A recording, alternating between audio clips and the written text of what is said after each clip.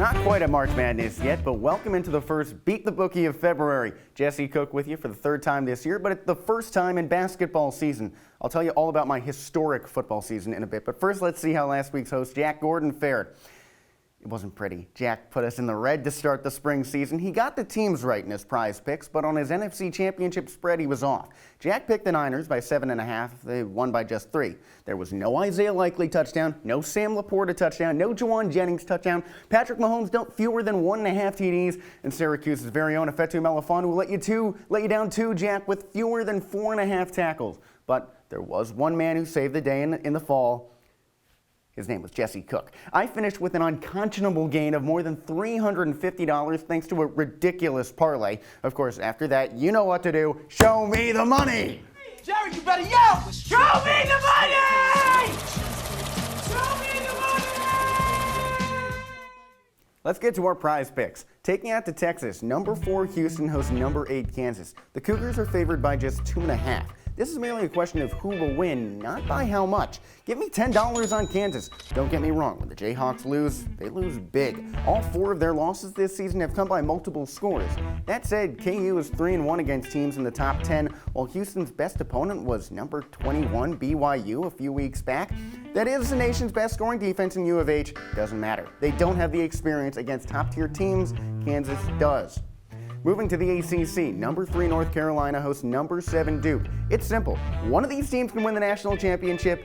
The other is Duke. UNC is only favored by 4.5, and I'm on top of that. You'll hear a recurring theme from me throughout this episode. I do not care about blips on the radar. I do not care that UNC lost to Georgia Tech by 1 point in Atlanta. GT beat Duke earlier in the season and almost won again on the road. Bottom line, Armando Bacot is one of the top rebounders in the nation, and RJ Davis is top 10 in points. Cal Filipowski, who?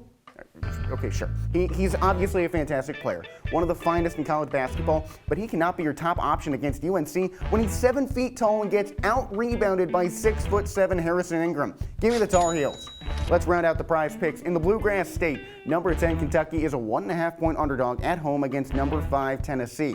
Here's some jazz for this one. Both these teams enter following losses on home court to unranked teams. Flat notes across the board. But in Bluegrass, you need some grace notes to give your music character. I'm putting 10 more bucks on Kentucky. The Wildcats are 3rd in the country in scoring. Moreover, ranked play is big. Both these teams lost to then number 1 Kansas. Kentucky is 2-0 against the top 25. Besides that, Tennessee is just 1-2. I'm okay with UK. Let's check out the C-suite.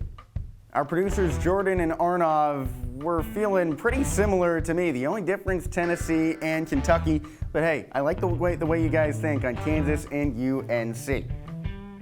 All right, everybody, it's time to get weird. Now, I'm not talking about this. I'm not talking about this.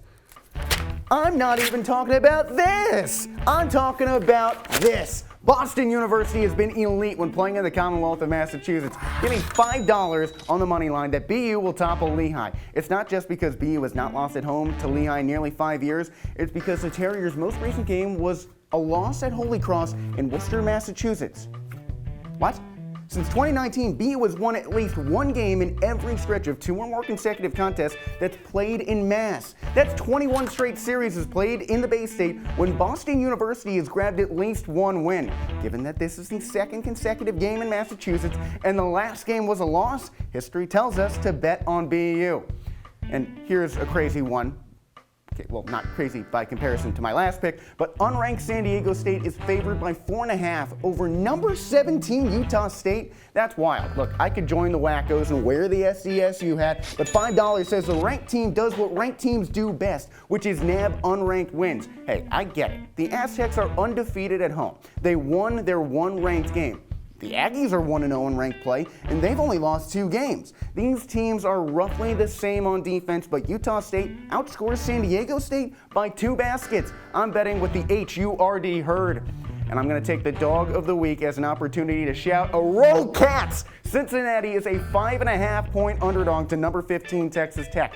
Forget the spread. I'm going on the money line here. I want another $20 on the boys from the city of Chile. The Bearcats have not lost by more than 5 points since December. That's before Big 12 play started. UC has also gone through a gauntlet of ranked opponents. Cincy stays in the game really well, outscoring Big 12 opponents in the second half. Give me Cincinnati on the money line.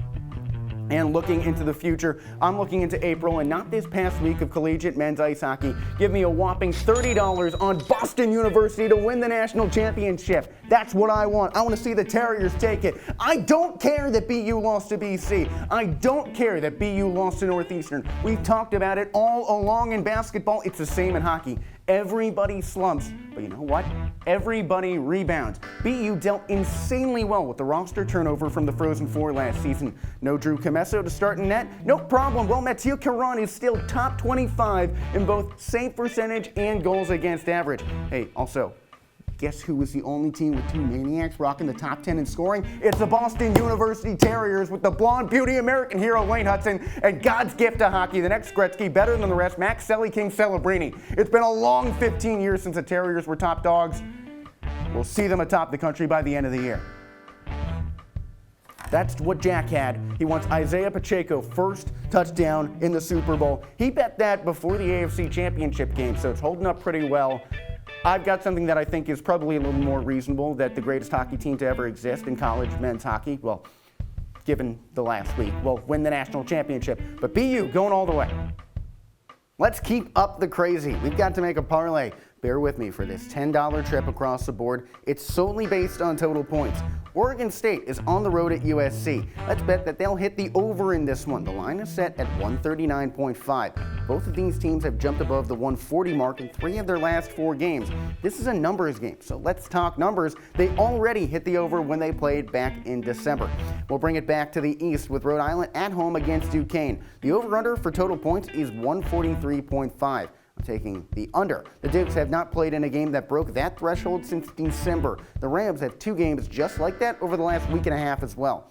Gonzaga sees St. Mary's with an over-under of 137.5. The Zags have hit the over that total in every game against a team from California except one. Gonzaga has played in 11 straight games against a Cali-based squad with more than 140 points scored. So let's round out our parlay with what sounds like a sure thing. Now let's recap everything else from the show. All right, everybody, take a deep breath.